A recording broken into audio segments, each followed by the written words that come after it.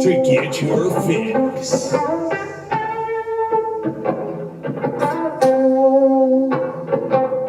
Are you ready? Are you ready to get your fix? Are you ready? Are you ready to get your fix? Are you ready? Are you ready to get your fix? Are you ready? Are you ready to get your fix? Are you ready? Are you ready to get your fix? Are you ready to get your fix? With the Wicks here on this beautiful Wednesday, September 29th, 2021, and welcome to the show. Man, we got a couple things to cover today. Not too much, just basic, news surrounding the NFL. Nothing really to dive too deep into, but we're going to dive into a couple things, like I said, related to like Richard Sherman, some news on him, the Bears, Miles Boykin, Rashad Bateman, Julio Jones and Antonio Brown, AJ Brown, and then James White, and then we're going to get to that preview of tomorrow's Thursday night football game between the Jacksonville Jaguars and the Cincinnati Bengals. So, with that being said, are you ready to get your fix? Well, let's get started right off the bat with Richard Sherman. Yesterday we talked about it. In a couple weeks we also talked about that he was meeting with the Tampa Bay Bucks. There was, talks between both Richard and the Bucks about, hey, are you possibly going to be a good fit here? Let's figure it out. Let's bring you in for, a physical and see or a workout, see how well you have kept up, how in shape you are. Let's see if we can make things work.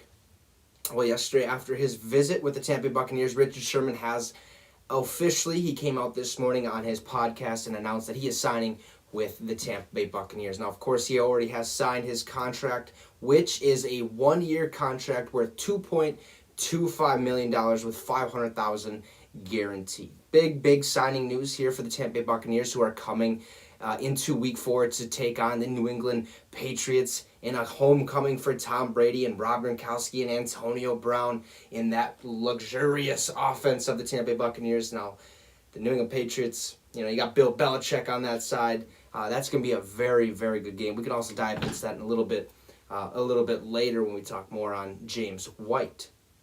But basically, what this means is, hey, the Bucs just got a little bit better, all right? They're out Sean Murphy-Bunting. He's on IR. Jamel Dean, like we talked about yesterday, he avoided a serious knee injury, but his status for Sunday is quite uncertain, I guess, at this point.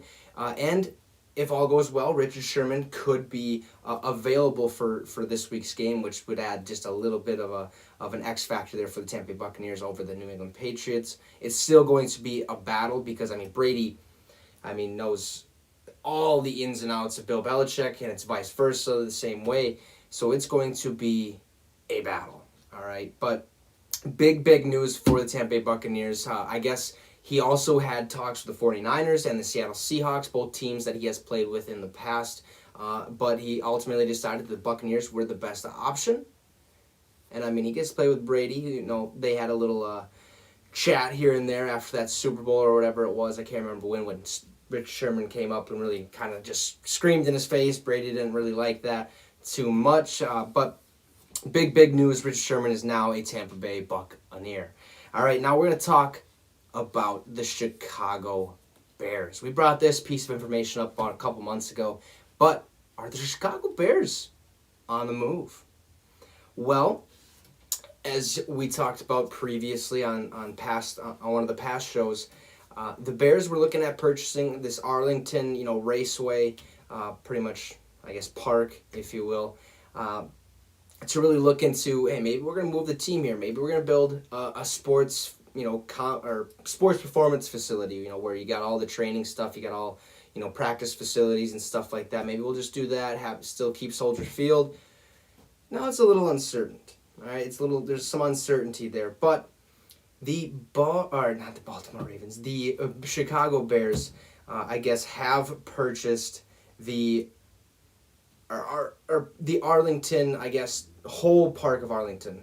like the whole, it's like 300 plus acres. They purchased it for $197.2 million. But that's big news, all right? Because, hey, that deals with name changing. That deals with new stadium, new sports performance facility. I mean, we're talking billions of dollars. SoFi Stadium, I believe, was like $8.8 billion to build. And, U.S. Bank Stadium was a couple $1 billion as well. You got the Mercedes-Benz Stadium for the Atlanta Falcons was a couple $1 billion. So all these stadiums, they're expensive, right? Now the Chicago Bears might have to do the same thing. Now, granted, they're probably not going to move to Arlington, all right away. It's going to take, I think, when we talked about it in the past, it was like 2023 was more of a realistic, time span we could expect them to be moved there.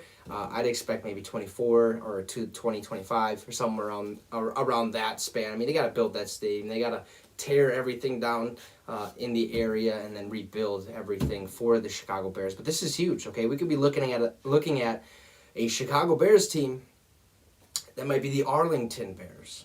And that's a big change. One of the recent big changes we've had is the Washington Redskins moving to the Washington football team. Okay, that was kind of just, everyone was like, well, what the, like, that's not normal. Like, that's been a part of the NFL for how long? Like, years. So it's like, all right, do they keep that Bears name or do they go with something else? I mean, they were once called the Staleys back in the day, but apparently also the reason they're moving here, I guess, is that Bears fans are being told that this was George Halas's dying wish, I guess, but I don't understand. I don't 100% believe that. We'll see if any news on that comes out. But Bears are looking to move to Arlington, which I believe is like a 45 to 50-minute drive outside of Chicago. So it's a significant distance away where they're not going to be the Chicago Bears no more, unless, like I said previously, what if they just build a sports performance facility, and keep Soldier Field? It doesn't seem like that's the case, being that they bought the whole fucking piece of land. So the Chicago Bears are on the move, possibly. Now let's jump over to the Baltimore Ravens. Okay, they have just announced that they have activated Rashad Bateman and Miles Boykin, both wide receivers for the team. Now the Baltimore Ravens have, they've kind of been on a roll lately. It's mainly due to, obviously, the play of Lamar Jackson. The man's just an absolute freak of nature. I think he leads their team in rushing and passing. Obviously, he's going to lead in passing. He's a starting quarterback. But this is big news, okay? They got Sammy Watkins and Mark Andrews and Marquise Hollywood Brown as the receivers right now.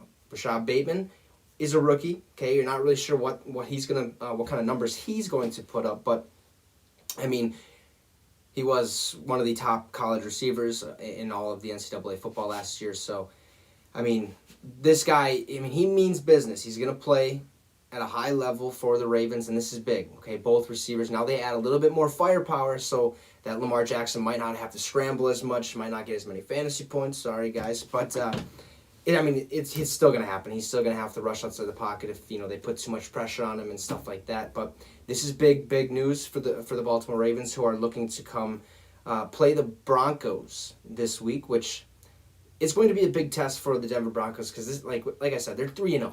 Okay, they're undefeated, which is, unbelievable at this point. I did not expect them to go 3-0 at all. But at the same time, now we get to actually see, hey, what is this team actually made of? Like, can they perform and play well with or against better opponents? And the Ravens are going to be a tough test, okay? You got to stop Lamar fucking Jackson. And now a really deep wide receiver group, a really solid tight end, and their running back room is kind of dismantled. I mean, they have people there. Le'Veon Bell still needs to... I don't understand what the hell is going on with his whole situation. The man, I feel like, should definitely have touched the field before Devontae Freeman, which leads me back to that my one take a long time ago. Just fucking retire. I mean, like, you didn't play with the Chiefs for a reason. Okay, you signed there. You really didn't get any playing time. And there's probably a reason for that. Okay, because Latavius Murray, Devontae Freeman, and... can't really think of his name off the top of my head, are getting the snaps over you right now. I don't know if you're hurt. I don't know if you're not, in physical or I guess if you're not in that good of condition, or if you're not just plain and simple, you're not ready, or you just don't have it in you anymore. I don't know what the problem is, but that dude, he grinds my gears a little bit too much. But what are you going to do when you got a running back that was once great and he still has the potential to be great because he was on the New York Jets? They were, obviously and still are garbage. So it's like, give him a shot and see what he's capable of doing, but it doesn't look like he's doing much at this moment, especially week 3. I know it's going to take at least 1 week after they signed him, maybe 2, to get really acclimated to the playbook and to the whole scheme of the Baltimore Ravens team. But I think the Ravens, they're going to be just fine. Okay, with Lamar Jackson, if he's healthy, they're going to be able to put points on the board at an exceptional rate. They're going to still put up a fight for that first and second position in the division, possibly make the playoffs, but we'll see as the season unfolds how that kind of goes about. Rashad Bateman, Miles Boykin, both wide receivers are back, activated for the Baltimore Ravens against the Broncos this week. But let's move over now to the Tennessee Titans, who might be in trouble. Psych, I'm just kidding. They're not in trouble at all. They play the fucking Jets this week. Okay, but it has come out that both Julio Jones and A.J. Brown are dealing with hamstring injuries. All right, basically what that means is if it's serious, they're going to miss a couple weeks. If it's not serious, they're going to see how they are game time and go from there. Okay, that's basically the gist of it. All right, I wouldn't be too worried about that, but I would also be aware that, hey, they could possibly sit both Julio Jones and A.J. Brown because they are playing a very, very bad New York Jets team. Okay, it's just, do you risk it? Let them go out there, blow their fucking hammy, and now they're out 4 or 5 weeks, or do you sit one? Do you sit them both? Make sure they aren't. They don't re-aggravate it, make it worse, and then they miss even more time. It's just like, what are you gonna do? But I'd expect a game time decision for these two, basically just because hamstrings are an injury that you kind of gotta just let heal on its own. You can't really just fucking pop it back into place and you're ready to go, or run around, get your ankle taped up after you sprained it the game before or something like that. It's one of those injuries where you can't run if you blow out your hamstring. It's really, really tough to do so. But both Julio Jones and A.J. Brown are dealing with hamstring injuries. I'm not really sure of the severity of it, but at the same time, it's just something to kind of keep an eye on if you guys are, fantasy experts or fantasy owners out there, because who knows, they might not play Sunday, but if they do play, expect them to put up a lot of fucking points. I mean, Zach Wilson and Trevor Lawrence have both thrown fucking 7 picks this year, so, I mean, you get the best of both worlds, not really, but, I mean, Julio Jones, Antonio Brown, or A.J. Brown, I get those two fucking just mixed up, but you got those two, might be hurt. You could play them for the first half, see if they're feeling well, but if you risk that chance of, having them making it worse, making that hamstring injury worse, and now you're missing them 4 to 5 weeks, and that's past the midpoint or at the midpoint of the season. It's just like, do you really want to rely solely on your backup receivers and only Derrick Henry? Which, if you put all the load on Derrick Henry, eventually he's going to start slowing down a little bit. Yards are going to go away, and the rest kind of will fall in place. But just something to kind of keep an eye on: Julio Jones, A.J. Brown, hamstring injuries. Another injury that was suffered in a Week 3 game. James fucking White, who scored 0.6 points for me on my fantasy team. If he would have just had a couple more carries, a couple more yards, I probably would have won.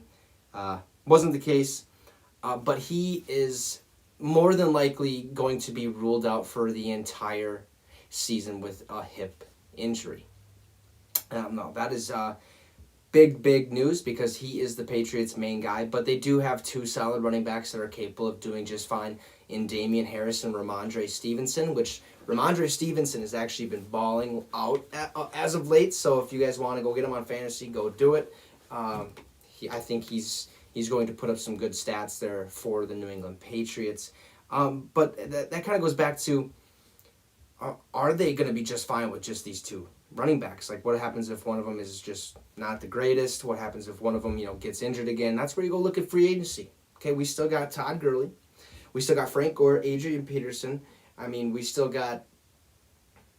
I mean, there's plenty of names out there. Okay, there's plenty of guys out there in the running back free agent market that if they need to, they can go and look at and see what the best fit would possibly be for them. But like I said, it's going to be tough for them to find a guy that's going to be willing to, live the Patriot way or, soak it all in, especially with a rookie quarterback who might, be just fine, might be able to bring the whole team together and show that leadership, show his confidence and stuff like that. But it is tough because it's a new...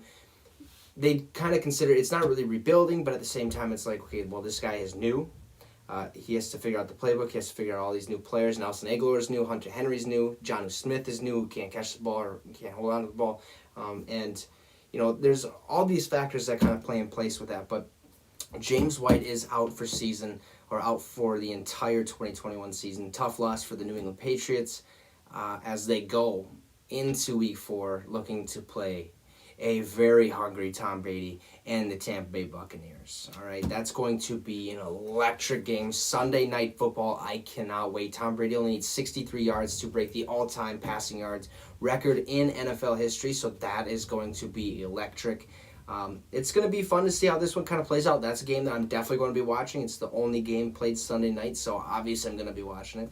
And it's my boy Brady and my second favorite team, the New England Patriots. So it's like, it's going to be a battle. I can't wait to see who's the better, Brady or Belichick. Does Belichick, out scheme and outplan Brady, or does Brady just fucking outplay Belichick and just absolutely make Belichick look like a doofus out there, if you will? But it's going to be a battle. I think it's going to be, obviously, I think Tampa Bay and Tom Brady are going to come out on top. I just think that's the better overall team, offensively at least. Defensively, I think the New England Patriots are going to make Tom Brady's life a living hell out there. But it's going to be a fun one to watch. Which, since we're on the topic of games, let's get to that Thursday night preview of the Jacksonville Jaguars, who are taking on the Cincinnati Bengals, in which the Jacksonville Jaguars are coming off an 0-3 start to their season, where the Bengals, on the other hand, are coming off a 2-1 start to their season. They beat the Minnesota Vikings in overtime. They go and they lose to the Chicago Bears, and then they fucking piss all over the Pittsburgh Steelers in a game that was just mind-boggling to me. I could not understand the reasoning behind the Steelers losing. I was blown away. I did not think that was going to happen, but Jaguars, they're interesting. Okay, they're a bad team, obviously. They got Trevor Lawrence, 7 picks, by the way, not looking good at all. He can get the job done, he can get yards done, but life's a living hell for him in the NFL at this point. But Urban Meyer's style of play calling, can he actually get this Jacksonville Jaguars team moving in the right direction? I don't know. It's going to be a tough one. We've seen when Nick Saban came into the NFL, he had to go right back to college. We've seen Chip Kelly try coming into the NFL when he was with the Philadelphia Eagles and absolutely fucking, cutting everybody on that goddamn team. LaShawn McCoy, Deshaun Jackson, Donovan McNabb. he tore that entire fucking team apart. Had to go back to college, go back to Notre Dame, I should say. So we've seen college coaches come into the NFL and do good. Okay, we've seen that, but we've also seen them do really bad, and I think that's kind of one of the things we're kind of, making sure that doesn't happen with it's one of the things we're seeing kind of progress with Urban Meyer. Is this guy going to be a dog, or is he going to be a good head coach from the NFL, or is he just a college guy? And it's going to be interesting to see how it goes, but you got to understand, this is a bad Jacksonville Jaguars team, okay? They're not going to be that great for a couple of years, okay? It's going to take some time. It's going to take some rebuilding. It's going to take experience. It's going to take, leadership and all that, and I think they're on the right start, okay? They're headed on the right path. Now they just got to get an offensive line that's worth a damn, and they got to get some defensive line players that's worth a damn as well. But the Cincinnati Bengals, hey, they're coming off some big wins, a big start to their season, towards the top of their division. But they will be out wide receiver T. Higgins this game and safety Jesse Bates. Jesse Bates is the one that kind of stands out in my mind. He's been he's insane out there for the Cincinnati Bengals defense.